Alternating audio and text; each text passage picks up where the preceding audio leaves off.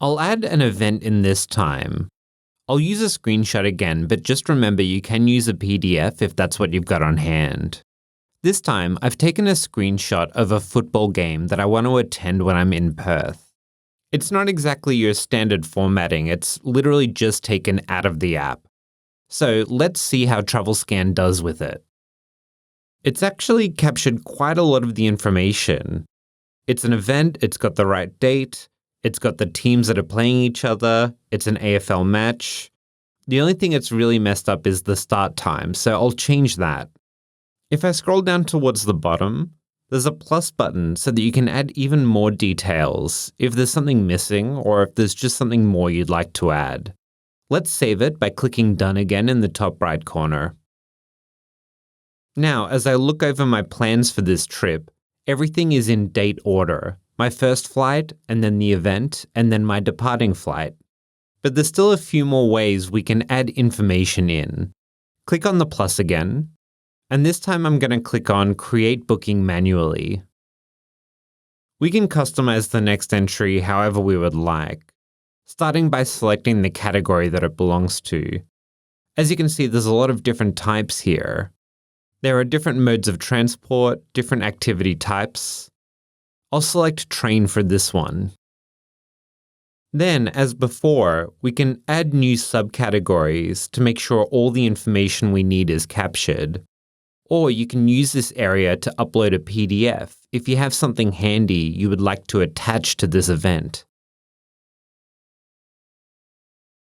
Just for illustrative purposes, notice that the train journey is listed in a category of its own, Date Not Found.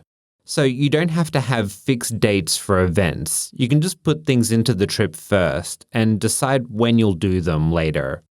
More often than not, you'll be emailed details about your journey.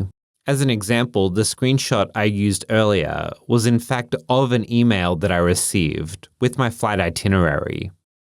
Alternatively, you can actually forward that email to TravelScan, and it will automatically upload the details into your trip. Click the plus icon again, then select Forward your booking email to us. Here, it's letting you know where to forward your email to and which of your email addresses you should forward from. So far, a lot of the information we've put in is stuff we would have pre-planned. Pre-booking tickets, pre-booking flights. But this next feature I think is more appropriate when you're on the go, perhaps when you're already on your holiday, and that's generating things to do. Over on iPhone, I'm going to click on the same plus. The same menu appears, and I'll click on Generate Things to Do. You can input the destination at the top. It's already taken the name of my journey, which is Perth, and that is where I'm going. You can change the dates if you want as well, or you can add additional instructions. I want things that are suitable for walking, so I'll put that in. Then I'll click on Generate. It spends a moment thinking, then automatically places new events into your journey. You can click on them for more details.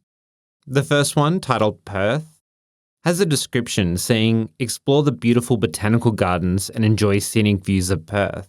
So it's recommending the botanical gardens. There's another event here for Fremantle, taking a guided tour of the historic Fremantle prison. Well, that does sound like a great walking tour. It's even thrown in a restaurant recommendation here, a place called Wildflower that specializes in locally sourced ingredients. And just like that, we've got 3 new ideas of things that we can do once we arrive at our destination.